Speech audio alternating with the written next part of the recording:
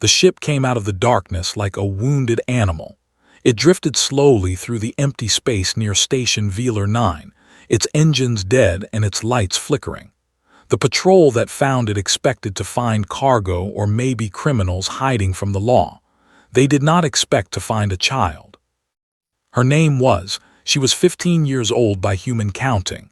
When the soldiers cut through the ship's broken door, they found her sitting in the corner of the cargo bay. She was thin and pale.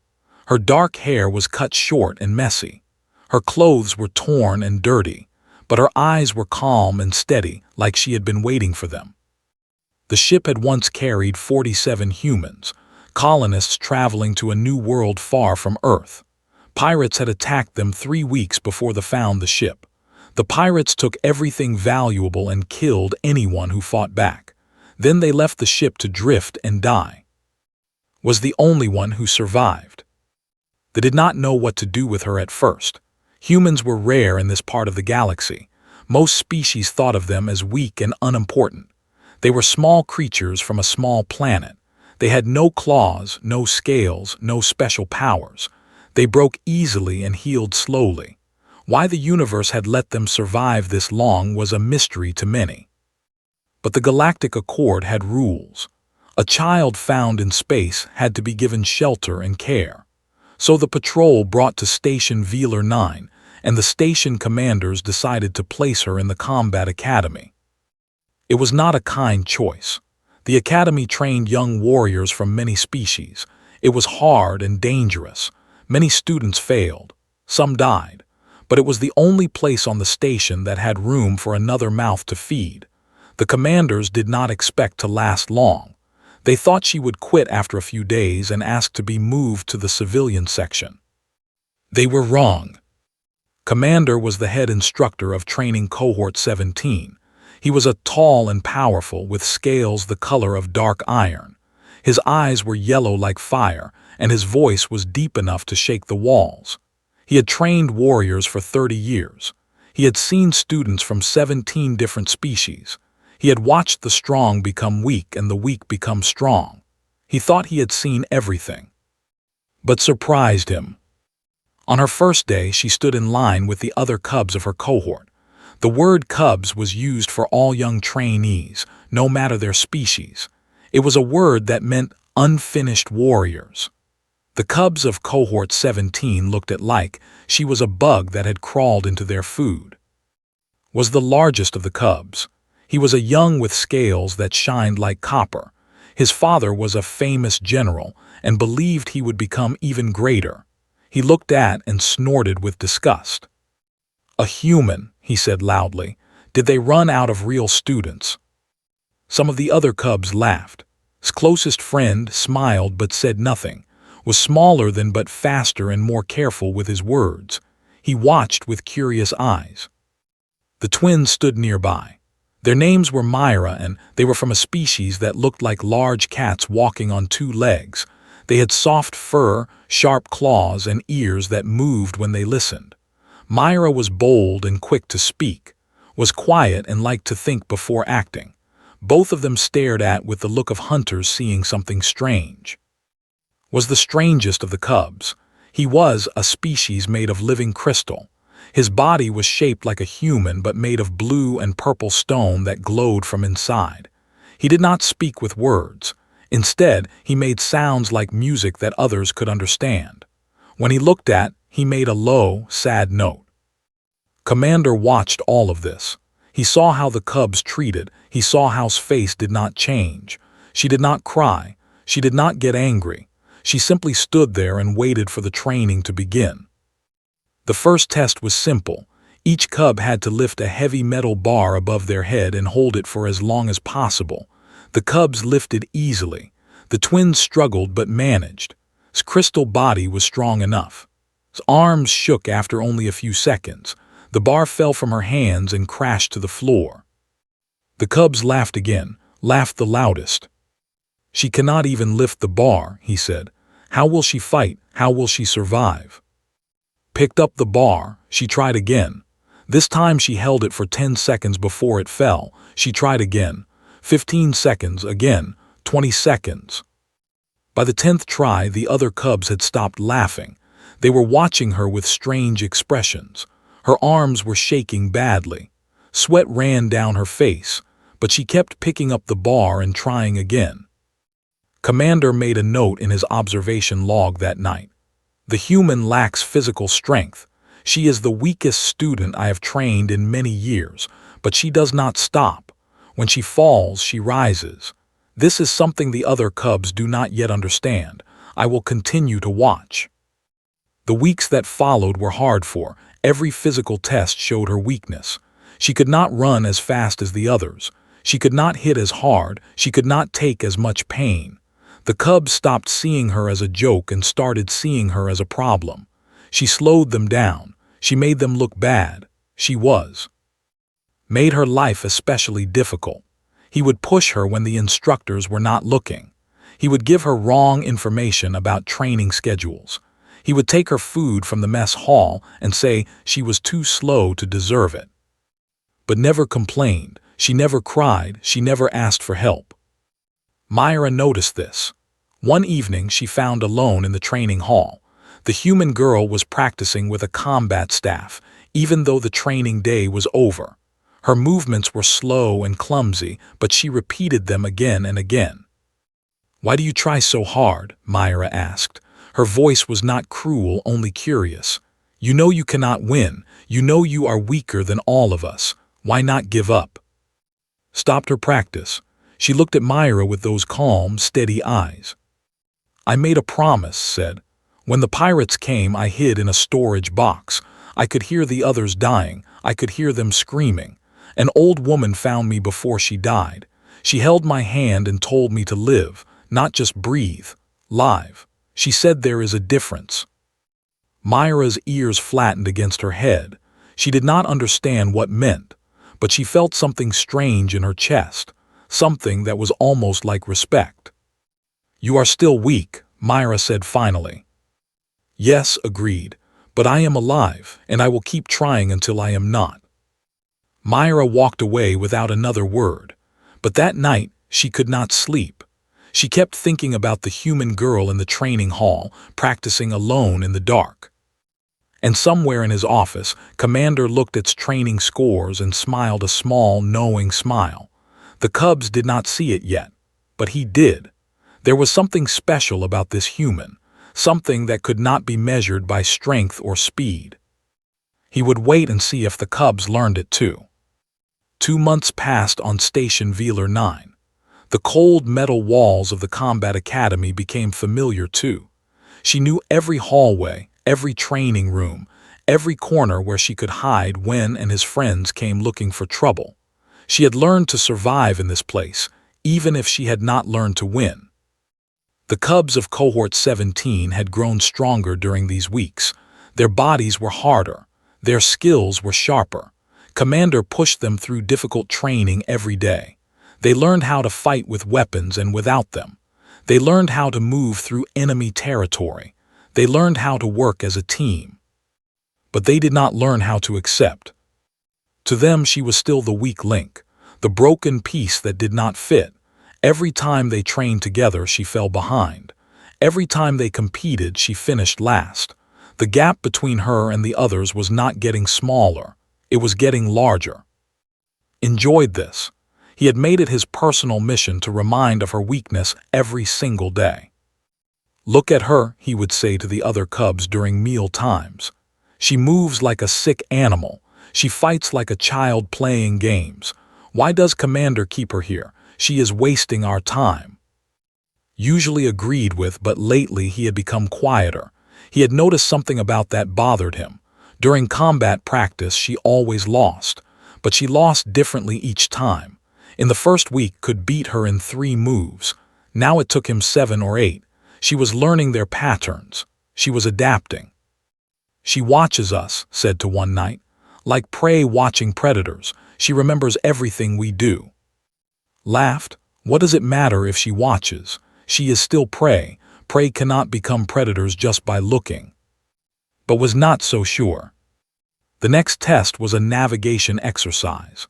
Commander sent the cubs into the station's forest biome, a huge indoor area filled with trees and rivers and artificial animals. Each cub received coordinates for a checkpoint.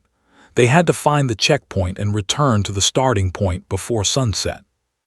Saw an opportunity. Before the exercise began, he approached with a friendly smile. "Human," he said, making his voice soft, "I have been unfair to you. Let me help. The coordinates they gave you are wrong. They always test the new students with fake numbers. The real checkpoint is at these coordinates instead." He handed her a small data chip with different numbers, looked at him with careful eyes. She knew he hated her. She knew he would not help her without reason, but she also knew that refusing his help might make things worse. She took the chip and said nothing. The exercise began. The cubs scattered into the forest, followed the coordinates that had given her. They led her deep into the forest, far from the other cubs, to a place where there was nothing but empty land and silence. She stood there for a long time, looking at the empty space where the checkpoint should have been. Then she understood, had tricked her. There was no checkpoint here. He had sent her to the wrong place on purpose. Most people would have panicked. Most people would have cried or screamed or given up, but simply closed her eyes and thought. She remembered the maps she had studied. She remembered the position of the sun through the dome's glass ceiling. She remembered the direction of the wind. She started walking. It took her 6 hours to find her way back. The sun had set long ago. The other cubs had finished the exercise and returned to their quarters. Commander was waiting at the starting point when finally appeared from the darkness. She was covered in mud. Her clothes were torn from pushing through thick bushes. There was blood on her hands from climbing rough rocks, but she was walking, not crawling, and her eyes were still calm. "You are late," Commander said. "Yes, Commander," replied. "You will receive the lowest score for this exercise." "Yes, Commander." Studied her face. He saw no tears, no anger, no self-pity, only acceptance. "Do you know why you failed?" he asked. Was quiet for a moment. Then she said, "I trusted someone I should not have trusted." Nodded slowly. "That is a lesson. Make sure you remember it." He turned and walked away. He did not ask who had given her the wrong coordinates. He did not punish, understood why. In the academy, you had to solve your own problems. No one would save you from your enemies. You had to become strong enough to save yourself. The next morning sat alone in the mess hall. Her body hurt from the long walk. Her hands were wrapped in bandages, but she ate her food slowly and quietly, like nothing had happened. Myra watched her from across the room. The girl felt something uncomfortable in her chest. It was guilt. She had known about's trick. She had not stopped him. She had not warned. She had just watched and done nothing. Noticed her sister's strange mood. "What is wrong with you?" "The human," Myra said quietly. "She walked for 6 hours through the forest, alone in the dark, and she came back." "So what?" said. "She still failed the test." "But she came back," Myra repeated. "If that had been me, I would have called for help. I would have given up." She did not. Looked at across the room. For the first time, she really looked at her. She saw a small, weak creature with no claws and no scales and no special powers. But she also saw something else. Something in the way held herself. Something that did not break. Joined them at the table. They made a series of soft, musical sounds. "He says the human is strange," Myra translated. "He says her body is weak, but her spirit makes a sound he does not recognize. He wants to know what it is." Shook her head. "It is probably just stubbornness. Humans are known for being too stupid to know when they have lost." But Myra was not so sure, and neither was. Later that day, the cubs began combat pairing exercises. Each cub fought against another while the rest watched and learned. Was always chosen last. No one wanted to fight her because beating her proved nothing. But Commander made them fight her anyway. Faced first, he expected to beat her quickly like always, but something was different this time. His first attack missed. His second attack missed. Was not faster than before, but she was moving before he moved. She knew what he was going to do before he did it. "What trick is this?" growled. Did not answer. She just watched him with those quiet eyes, eyes that had been watching him for 2 months, eyes that had memorized every pattern, every habit, every weakness. Finally hit her with his 5th attack. She fell to the ground and did not get up, but the damage was done. Looked like a fool who needed 5 tries to beat the weakest cub in the cohort. "She learns," said quietly to himself. "She learns faster than us." Commander heard him. The old smiled behind his stone face. The cubs were beginning to see, but they did not yet understand what they were seeing. That night trained alone again. Her body screamed with pain. Her muscles begged her to stop, but she picked up the combat staff and practiced until her hands bled. In the observation room above the training hall, Commander watched her on the security cameras. He made another note in his log. "The human continues to improve. She will never be the strongest. She will never be the fastest. But she may become something more valuable. The cubs do not see it yet.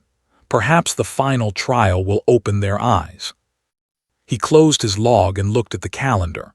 The final trial was only 1 week away. Everything would change then. He was looking forward to it. The morning of the final trial came with cold air and heavy silence. The cubs of Cohort 17 gathered in the main briefing room, their bodies tense with nervous energy. This was the moment they had been training for. This was the test that would decide their future.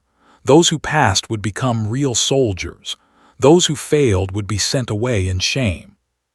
Commander stood before them like a mountain made of iron and scales. His yellow eyes moved slowly across each face. Myra. And finally, he held his gaze on her for a moment longer than the others. "Today you will face the combat dome," said.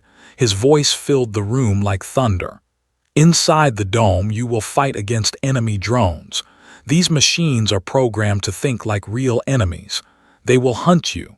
They will hurt you. They will try to break you." The cubs listened without moving. They had heard stories about the combat dome. Some students had died inside.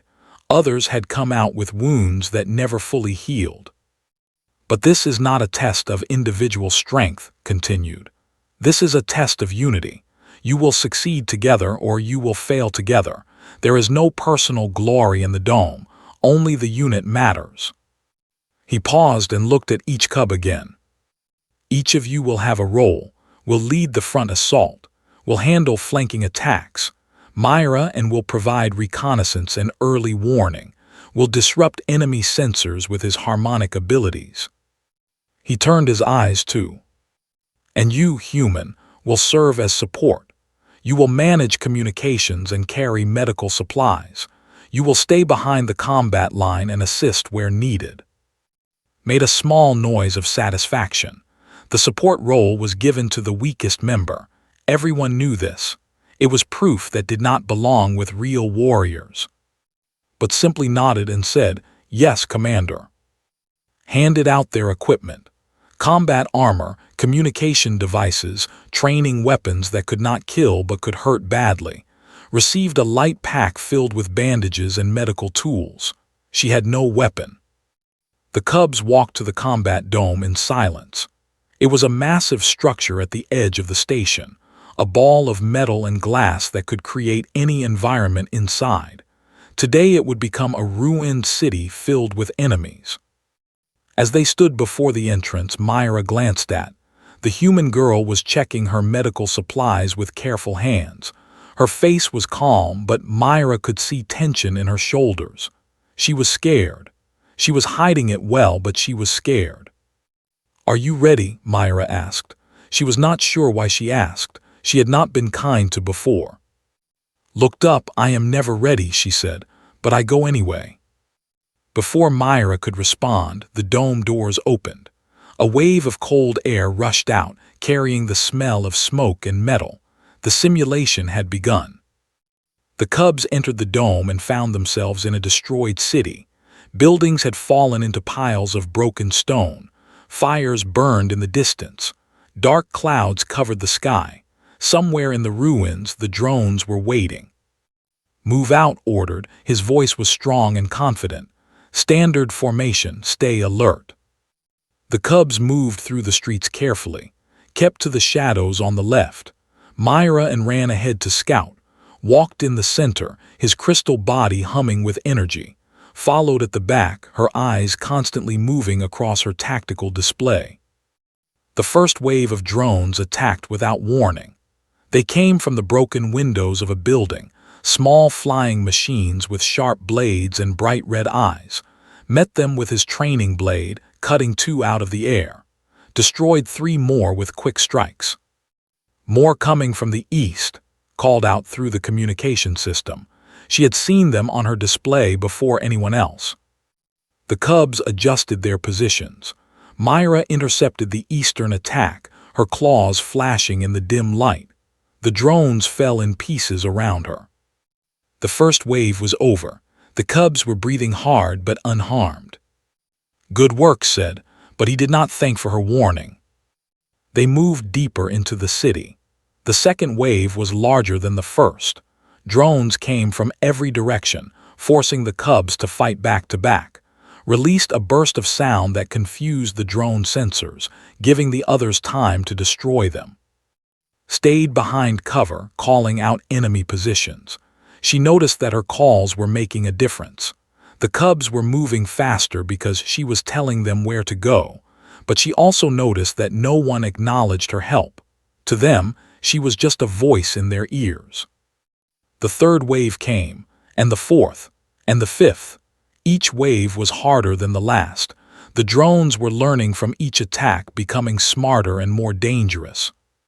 By the sixth wave, the cubs were exhausted, had taken a hit to his left arm. Communication device was sparking and broken, was limping from a drone that had crashed into his leg. But they had reached the final checkpoint. They had almost won. Then the dome changed. The lights turned red. A loud alarm echoed through the ruins, and from the shadows came a new kind of drone. These were bigger than the others, faster, more aggressive. Their red eyes glowed with something that looked almost like hunger. "What is this?" said. His voice was full of fear. Commander's voice came through their communication devices. "This is the real test, cubs. The first 6 waves were practice. Now the true trial begins." The new drones attacked. They moved so fast that the cubs could barely see them, blocked one attack but was hit by another from behind. He crashed to the ground, his leg bleeding. Shouted. He rushed to help his friend but was pushed back by 3 drones working together. Myra and fought side by side, their movements perfectly matched, but even they could not keep up with the speed of the new enemies. Took a hit to her side and fell against a broken wall. Tried to use his sound powers, but the new drones had been designed to resist them. They kept coming, ignoring his harmonics completely. And then all at once, the drones changed their target. They stopped attacking the warriors. They turned their red eyes toward the weakest member of the group. They turned toward. Saw them coming. She had no weapon. She had no combat training. She had only a bag of medical supplies and 2 working legs. She ran. The drones chased her through the ruins. She jumped over fallen stones, slid under broken beams and squeezed through gaps too small for the machines to follow. But they kept coming. They always kept coming. A plasma bolt burned the ground next to her feet. Another grazed her shoulder, leaving a line of fire across her skin. She did not scream. She did not stop. Behind her, she could hear the cubs fighting. She could hear shouting orders. She could hear calling for help. But she could not hear anyone calling her name. No one was coming to save her. She was alone, just like on the ship, just like when the pirates came. But she was still running. In the observation deck above the dome, Commander watched everything. His aide stood beside him, looking nervous. "The drones are focusing on the human," the aide said. "Should we end the simulation? She cannot survive this." Did not take his eyes off the screen. He watched running through the ruins. He watched the other cubs fighting their own battles. He watched and waited. "No," he said slowly. "This is the moment. This is where they learn." "But Commander," Watch said, "and see what happens next." Below in the dome, tripped over a broken stone and fell to the ground. The drones surrounded her, their red eyes glowing with cold light. She looked up at them and knew she could not escape. But she did not close her eyes. She did not look away. She stared at the machines that were about to hurt her and thought about the old woman who had held her hand on the dying ship. "I am still alive," she whispered to herself. "I am still trying." And somewhere across the battlefield, looked up and saw the drones circling the human girl. He saw her on the ground, surrounded by enemies, with no one coming to help. For a moment, time seemed to stop. And made a choice. Looked at the human girl surrounded by drones and felt something strange move through his chest. It was not pity. It was not kindness. It was something older and deeper than both. It was the feeling of watching someone fight alone when they should not be alone. For 2 months he had hated. He had mocked her, tricked her, and wished she would leave. But now, watching her face those machines without crying or begging, he remembered something his father had told him long ago. "A true warrior is not measured by how they fight," his father had said. "They are measured by who they fight for." Had always believed that meant fighting for glory and honor, but maybe it meant something else. "Cubs," he roared. His voice cut through the sounds of battle like a blade through cloth. "Form on the human, defensive pattern." Stared at him. "She is not worth." "She is part of the unit," snarled back. His yellow eyes burned with sudden fire. "Commander said we succeed together or fail together. She is together. Now move." For one heartbeat, nobody moved. The battle continued around them. The drones kept attacking, was still on the ground, still surrounded. Then started running toward her. He did not think about it. He did not plan it. He just ran. His injured leg screamed with pain, but he ignored it. He reached just as a drone was about to strike her. His blade caught the machine and threw it backward into the dirt. "Get behind me," said. He pulled to her feet and pushed her behind a fallen wall. His voice was rough, but his hands were gentle. "Why?" asked. Her eyes were wide with confusion. "Why are you helping me?" "I do not know," admitted, "but I am, so stay down." Myra arrived next. She jumped over the wall and landed beside them, her fur dirty with dust and blood. A drone came at her from the left. She caught it with her claws and tore it apart with a sound of tearing metal. "Sister," Myra called out, "where are you?" "Here," appeared from the shadows. She was holding her wounded side, but her eyes were sharp and focused. "I counted 12 drones remaining. They are regrouping for another attack." Came last. This crystal body was cracked in several places, and his glow was dimmer than before. But he took his position beside the others and made a sound like a war horn blowing in the distance. "He says he will fight until he shatters," Myra translated. Limped to the center of the group. His leg was bleeding badly, leaving dark spots on the ground. He could barely stand, but he raised his training blade and faced the direction where the drones were gathering. "Listen to me," he said. His voice was tired but strong. "These machines want to break us. They want us to give up, but we are not going to give up. We are going to stand here together and we are going to fight." He looked back at. The human girl was crouched behind the wall, watching him with those strange, calm eyes. "All of us added, together." The drones attacked. They came in a wave of red eyes and sharp blades, moving faster than anything the cubs had faced before. Met the first 3 with wild swings of his blade. He cut one down, then another, but the third slipped past him and headed for the group. Intercepted it. He was slower now because of his leg, but he was smarter. He let the drone come close, then stepped to the side at the last moment and drove his blade through its center. Myra and worked as one creature with 4 arms. They covered each other's blind spots, moving in patterns they had practiced since they were children. Drones fell around them like leaves in a storm. Stood in the middle of the formation. He could not stop all the drones with his sound anymore, but he could slow them down.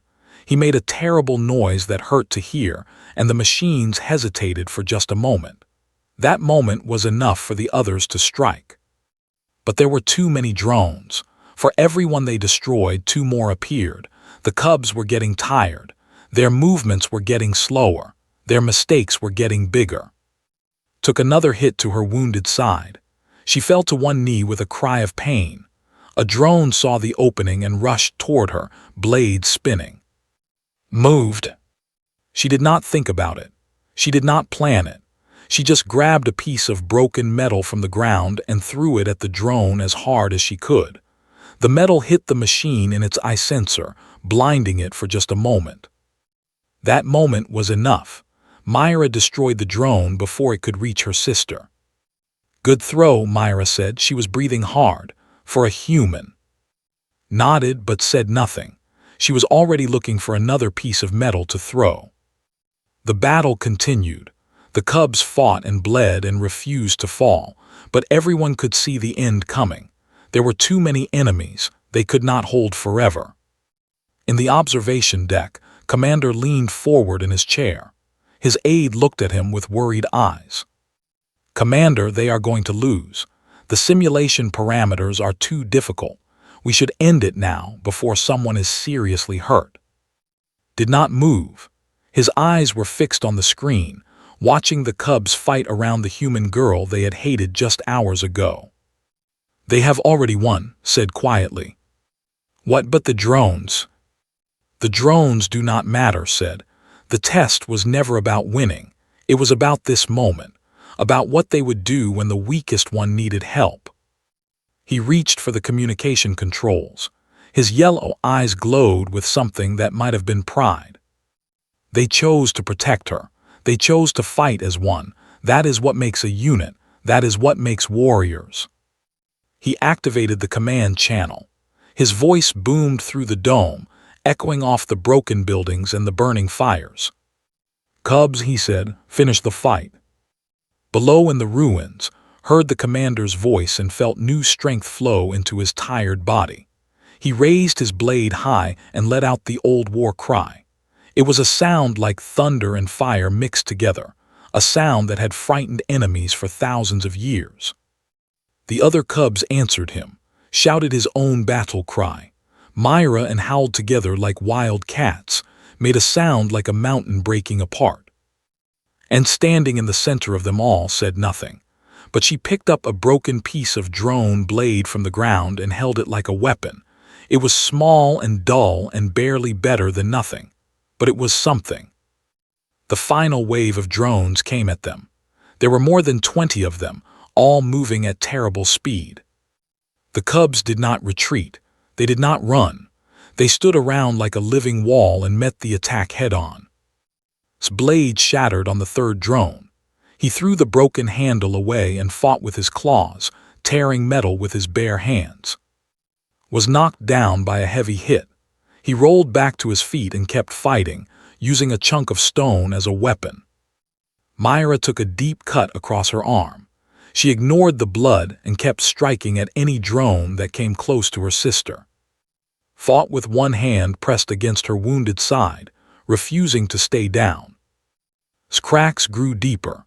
Parts of his crystal body began to fall away, but he kept making sounds, kept disrupting the drones, kept fighting. And in the center of them all stood with her tiny broken blade and waited. She could not fight like the others. She could not protect them with strength or speed, but she could stand with them. She could refuse to leave them. A drone broke through the line and came straight at her.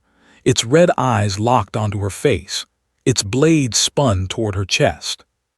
Did not run. She raised her broken blade and braced herself. But before the drone could reach her, 5 bodies came together in front of it. Myra and formed a wall of flesh and crystal. They took the hit together. They fell together. And together, they destroyed the drone. Silence fell over the dome. The remaining drones stopped moving. Their red eyes flickered and went dark. The simulation was over. The cubs lay on the ground, surrounded by broken machines and their own blood. Every single one of them was hurt. Every single one of them was exhausted. But every single one of them was alive. And in the middle of them, still holding her broken blade, stood. She looked down at the cubs who had protected her. The same cubs who had mocked her and hated her for 2 months. The same cubs who had just risked everything to save her life. A single tear ran down her cheek. "Thank you," she whispered. Looked up at her. He was too tired to speak, but he nodded, and for the first time saw something in his eyes that was not hate or disgust. It was respect. The medical bay was quiet except for the soft beeping of machines. The cubs of Cohort 17 lay on separate beds, their wounds being treated by station doctors. The lights were dim and peaceful, a sharp contrast to the fire and chaos of the combat dome. Sat on the edge of her bed. Her injuries were the of all, just a burn on her shoulder and some small cuts on her hands. The doctors had already finished with her, but she did not want to leave. She stayed and watched the others sleep. Was in the worst condition. His leg had needed surgery. The doctors said he would walk again, but it would take time. He lay still under a thin blanket, his copper scales looking dull without their usual shine. Was beside him, his leg wrapped in healing bandages. Myra and shared a bed, curled around each other like they had probably done since they were bobbies. Rested in a special container filled with mineral water that would help his cracked crystal body heal. They had fought so hard, they had bled so much, all for her. Still did not understand why. The door opened softly. Commander entered the medical bay, his heavy footsteps barely making a sound. He was dressed in his formal uniform, which meant this was an official visit. "Human," he said, "come with me." Stood and followed him out of the medical bay. They walked through the quiet hallways of the station until they reached a small observation room with a large window looking out into space. Stars filled the darkness like scattered diamonds. Stood at the window for a long moment without speaking. Waited beside him, patient and silent. "Do you know why I put you in this cohort?" finally asked. Shook her head. "No, Commander." "The Academy receives many students from many species," said. His voice was low and thoughtful. "Most of them are strong, fast, powerful. They come here believing that strength is everything, that the biggest and fastest warrior is always the best." He turned to look at her. "But war does not care about strength. War cares about unity, about trust, about soldiers who will fight for each other, not for glory." Met his yellow eyes. "I am not strong, Commander. I cannot fight like the others." "No," agreed. "You cannot, and that is exactly why I needed you." He gestured toward the window and the endless stars beyond. A unit is not defined by its strongest member. It is defined by how it treats its weakest. A unit that abandons its weak ones will fall apart when things get hard. A unit that protects its weak ones will stand together through anything. He paused and looked at her with something that might have been warmth. "Today, the cubs learned this lesson. They learned it because of you, because you gave them someone to protect, because you kept fighting even when you should have given up." Was quiet for a moment, then she asked, "Did you know they would protect me? Were you sure?" Made a sound that was almost a laugh. "I was not sure of anything. That is always the risk with this test. Some cohorts fail. Some cohorts leave their weakest behind and save themselves." He shook his head slowly. "But I watched these cubs for months. I saw how they changed when they were around you. I saw how your strength made them question their own." "My strength," sounded confused. "I have no strength." "You have the greatest strength there is," said. "You never stop. You never quit. You fall down and you get back up. Again and again, no matter how much it hurts.